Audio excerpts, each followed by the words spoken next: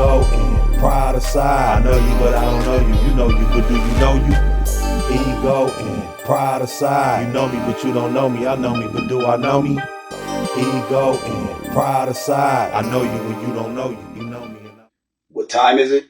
EPA. What time is it? EPA. Hey, what's happening? It's Gant. This is KD. We at it once again. Today's topic is disconnect.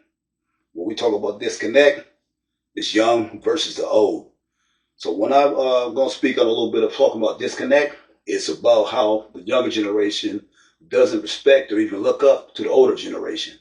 So I'm just going to elaborate, and we're going to elaborate on that and just see if we can hit some points and see if we can come to some type of setting or setup to see basically how everything is as far as when it comes to the young versus the old. So again, when you came up with the concept of young versus old, what did you have in mind? What made you want to talk about this? Why do you think that was important? I think one of the things that what I looked at when I think about young versus old, I thought about not really like putting like them against the older generation or us going against the younger generation. It was more so just looking at the respect levels of what younger people have toward the older people, because I don't see that they look at us like I did when I was growing up, as far as the older people in my neighborhood, or whether it be an uncle or whether it was a person's dad or just somebody in the neighborhood. It don't have that type of respect line, and barrier. So I just feel like the disconnect is so far. Now you have the younger generation basically trying to tell us what to do. Do you think it's cultural? Do you think it's or just across the board when it comes to just like white, black, Asian, or like just as you're talking about like when it comes to being a man, respecting like black men, black women? Are we talking about the disconnect, or do you think it's like? Give me an example. One of the bigger examples that I have seen at the present time is more so in my own culture. Yeah. Okay. More so in my own culture. So more. That's what I'm more so focused on. And what I mean by that is just the respect level of when when you're around or when you're in their presence, so forth and so on. Because there was a time when I was young or growing up, and there was an elder in the room or an elder that's present. There was certain language that wasn't used. It was a level of respect because that was an adult, rather than you thinking that he's somebody on the same level as you. So that's basically what I see as far as today. Like if you enter the room, either they're gonna feel intimidated, or they just don't respect you. Like what I'm saying, like you just somebody that don't exist.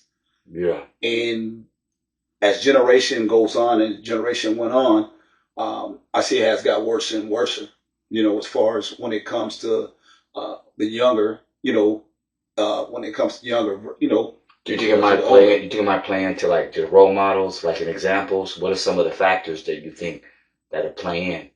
Well, I mean, you can actually fault to a certain degree. I feel like you can fault the male role models inside households. Okay.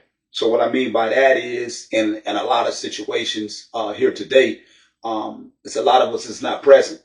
Okay. And what I mean by not present is either we're not present mentally because we're either strung out on a drug, or we're in that what we call that iron yard. Okay. For that long extended stay. So now you have the mothers inside the households, and they're the ones that basically that's holding everything down. And what I mean by that is basically if you have a mother in the house and she has 3 sons. Okay. And with those 3 sons, there's really nobody to pick up, the slack when she's not present. You know what I mean? Especially if there's not another male, that's involved in the house. And then you really can't look to outside sources, to, take the father role as far as with your kids. So what the kids do is they basically branch out and look for other sources of people or trying to connect with different people. So now you have the whole family dynamics is all broken up. So there's no, because there was a time when if there was a male in the house or just an uncle that's present, it still had that factor to where it didn't allow the kids basically to, basically take their own path. Yeah. It was like the mother would be like, well, I'm going to call your uncle. Yeah. You know what I'm saying? For real. And they headed over here. Yeah. Now you might tell them, I'll call your uncle, and they might look, man, call him. You know what I mean? For real. And they walk up to their uncle with their chest out. So I'm looking at it as far as like where it all went wrong, and kind of, trying to narrow it down. Just as we talk and we sit here right now, just trying to, kind of like pinpoint it, figure it out. Yeah, with me, when you came up with the subject or the topic of disconnect, I thought about how just growing up, how I was able to just get knowledge from anyone, even if they was older than me, no matter what they was involved in. So it might even be the neighborhood drunk. Somebody's drinking. They may have some gems they might share with me, or some information that I could actually benefit from, or school me on something. I see that a lot of the younger generations, there's no connection to where that even when you get older and you try to give some of these young people advice, they're looking at you as competition, or they're looking at you as enemies or some kind of competition. I think maybe one of the factors is that, like you said, there's a lot of males is not in the household with them, and a lot of times they've never been taught how to lead. Yeah, absolutely. And if you're not taught how to lead, and it's the way the culture really is. I think you talked about a little bit of it, at your past podcast, and people don't really have role models, and they may look at certain people differently compared to it's kind of hard to say, So I'm trying to. What do you mean by that? Yeah. So basically, what I'm saying is, as far as like, when you look at everything today, and you look at the younger generation, and then you look at the older, saying whether it be person that's 25 up to like say mid, close to 30, and then we have a person that's maybe 45, like a 10-year bracket or more, or 45, 50, so forth and so on. So when you have these different age brackets, because one thing that I look at is when it comes to the different age bracket, I feel that there is like no reason why I should be running with a person that's 25 or 21 years of age, and I'm 51. Yeah, it becomes difficult because even at certain workplaces, you can have people that could work in the same company. They're like 50 years old, 55 years old, and then all of a sudden the company might hire somebody that's 26. And they might, and that's a whole different, age gap, a whole different age barrier. I also feel that there's a lot of young people. They just don't really. They haven't. For a lot of us, like you said, older black men have not been around. So a lot of times you can look foreign to someone. If you see they really haven't seen a man have a certain stance, yes, carry themselves in a certain way, lead. Yeah, absolutely. I can give examples just off the top of my head. When we look at just the presidential elections, here you got two white men. They're age of 7. I think it was Trump and Biden. They're at the age of 70, and you won't even find someone. They're not. A lot of times they won't even look at a black man that's 50, 45 years old for no kind of advice, no kind of leadership. But the whole United States is following a white man who's older, like around 70 years old. Yeah. It's a disconnect of just respect, and just a role model, just a role model. Yeah, just a role model. And that the role models has to be present. Yeah, absolutely. Like you said before, and like you said before, a lot of times we watch things on TV, and so a lot of the son's role models is their mom's role models. So sometimes your moms could be watching something on TV, you know what I'm saying? So they're following some person that they ain't never met, they ain't never seen. Mm-hmm. And that's why, I don't know if you want to comment on that, and that's why people, would you like to comment on that? What do you think about that? Just, basically, I agree with what you're saying. Yeah. They pulling a role model, basically, somewhat out of the sky. So it's not believable. And a lot of times when something is not believable, when they can walk outside and go down the street and all their partners is hanging out, or they can go wherever it is that they're going, school or so forth and so on, and that's their friends, people that they consider their counterparts, whatever it may be, and with those individuals they're relating to. So therefore, they somehow accumulate some type of bond, and their bond is basically them doing as they want to do. So now they don't have to listen to nobody. They don't have to follow nobody's lead. So they basically get to within themselves, and they navigate and move how they want to move, and they basically move freely. I think it's me personally. I think a lot of times it's all by design. I was in a workplace before, and I feel that society sometimes a lot of the programs, and the demographics that they decide to choose upon, it's not inclusive to where you can put younger people and you can put older people in the same room and they can actually learn from each other from an intergenerational level. And I can remember at a place of work where I was working at, and there was someone that was 19 years old, and I just seen like the supervisors and the people that was in control of the whole job, they were just praising him, and he was young, 19. And any black man that was 40, 50, they'd be like, "What's up, youngster?" He was just like a norm. And one brother set him aside, and he told him, he said, "Hey, you see how these people treating you now? Wait till you get 40, wait till you hit 50, and see how they treat you." And when I was listening to what this older brother was telling this youngster, it made me open my eyes and think about how I feel like it's one of the factors. It's a separation. It's a separation. I play basketball. Basketball is supposed to be a young sport. You don't get it. You get in the NBA, you get drafted around 17 or 18. So if you're still hooping at 45, 50, that should be a perfect place to integrate. But at the gyms, they got over 40, over 17. But it's a sport. It's supposed to be based on a skill level, not an age. Yeah, true indeed. And I could agree with that.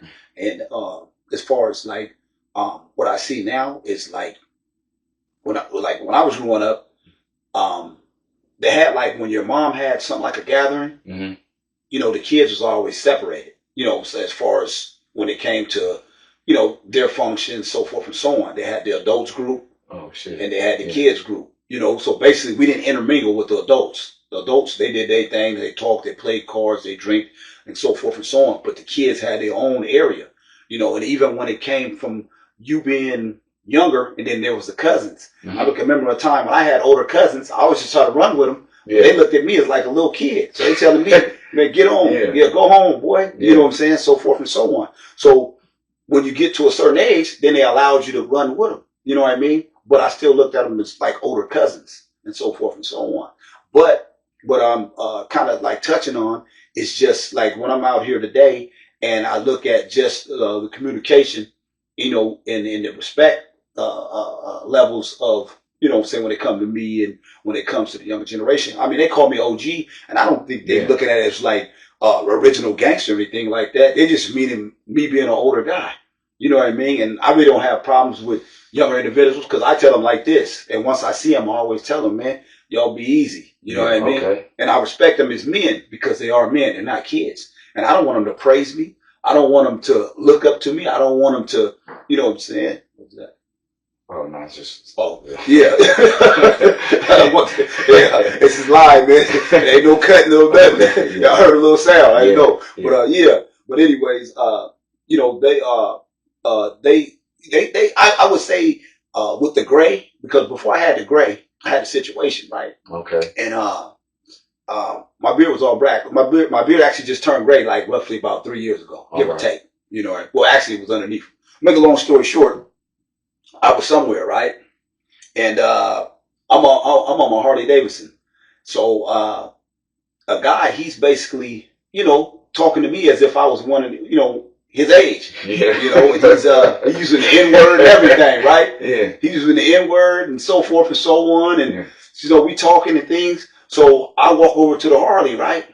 So I walk over to the Harley, and I guess with the Harley, it gives like a age differential, because I'm not on a crotch rock or anything like that. So he says to me, he said, "That's your bike?" I was like, "Yeah." So once I told him it was my bike, and then we got the conversation, he said, "How old are you?" Yeah. And I tell him my age. You know what I'm saying? At this time, I'm roughly like 40, maybe 48, give or take. Oh, so you're 48? He's like, "Oh."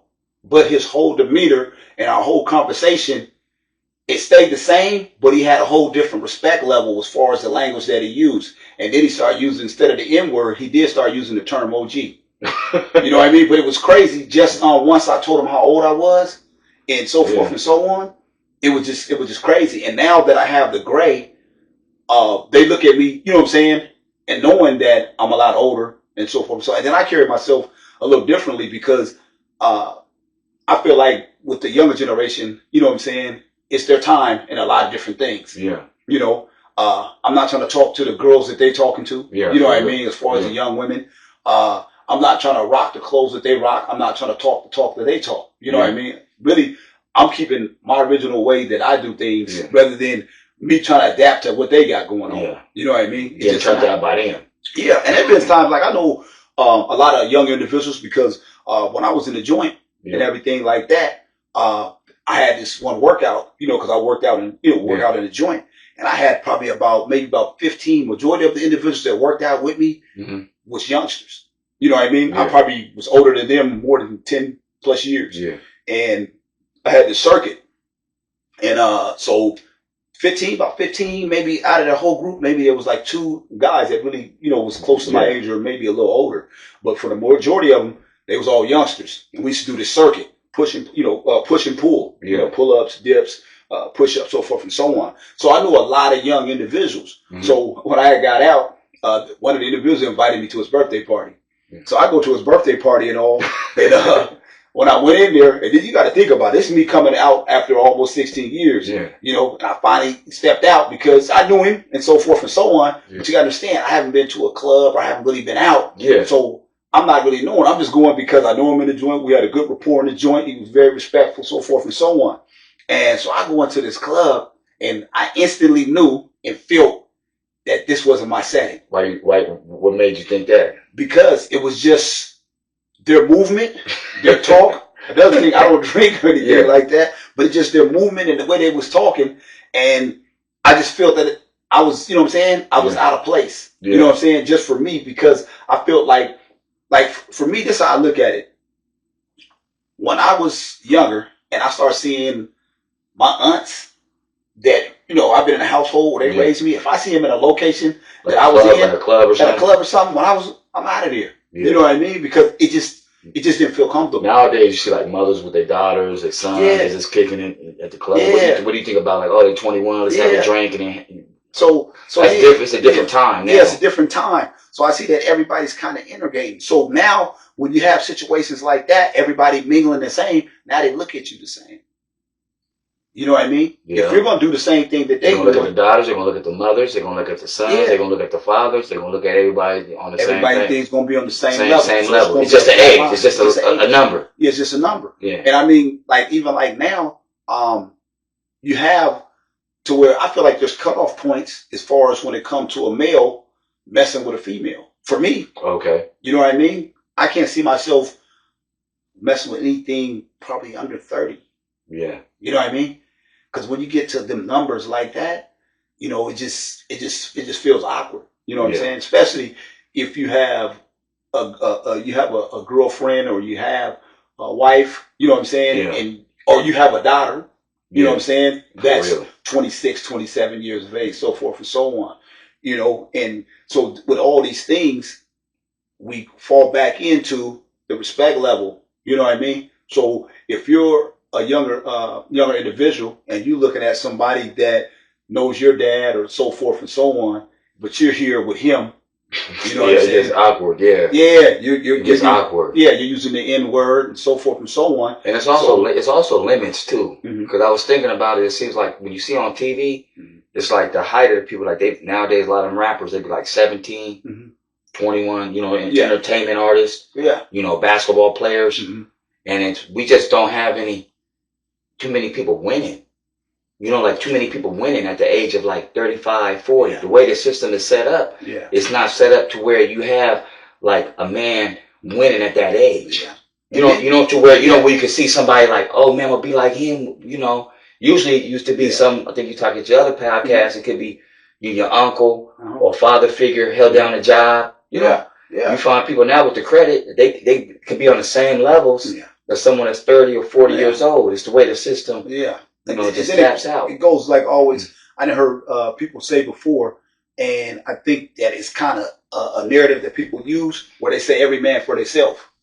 You know, so it's like a person is not trying to give anybody any type of gems. They get the saying the game is to be sold, not told. To a certain, to a certain extent, but that's not the truth. Before the simple fact is, like I'll tell you, I want everybody basically to win in all aspects of life. And what I mean by that, whether it be financial, whether it be, physical, or whether it be mental. You know what I'm saying? If I can give somebody something, I give it. This is like when a cat come up to me from the gym, or they come up to me asking me, man, what'd you do? It's like even with my transition from, being incarcerated, and they say, man, what do you do?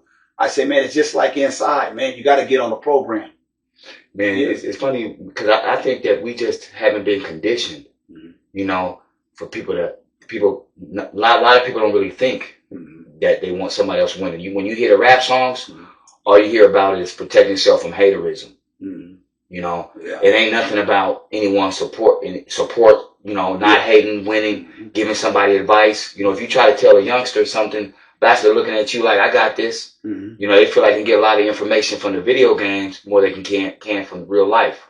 And I think that a lot of people are just not spending their time outside where they actually get it. They actually get exposure. Yeah, that's another thing as well. I mean, a lot of things is navigated through through their phones, through the TV screen, so forth and so on.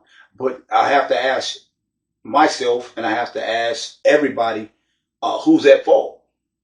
So do we play the blame game, or do we try to find out some corrective in order to somewhat get this going in a different direction? Because as you see, things are spiraling out of control. Man, I think the best start is, like you said from the first podcast, is working with your honest self, starting with yourself, and just trying to be that example. Yeah. And you got to realize that we're grown. So if a parent is not connecting with another grown person, that also builds distrust to the kids. Absolutely. So when it comes to just community as whole, greeting, connecting with each other. So so that accountability kind of comes a little bit with the older people, because if the young people see people connecting, and they hear an older person talk about a subject like outer space or something, then the young kid could feel comfortable, approaching another older individual. Yeah, and you got to be approachable as well. You know what I mean? And what I mean by approachable is like sometimes conversations, they can go over somebody's head. Yeah. So a person feels uncomfortable, about even discussing the conversation.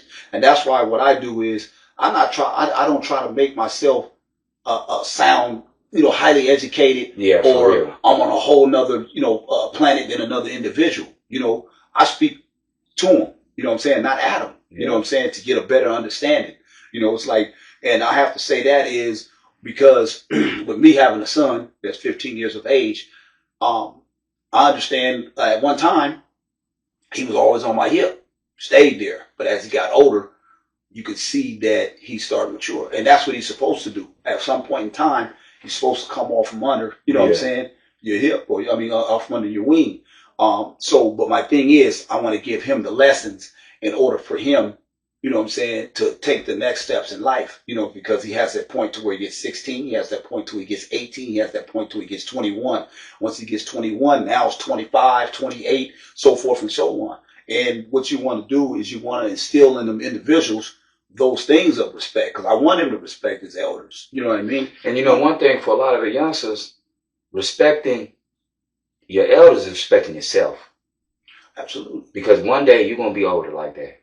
That's true. You know, and that's why, you know, it's all about respect and honor, giving somebody older dignity, you know, respect, because you're able to condition the people around you when you get older.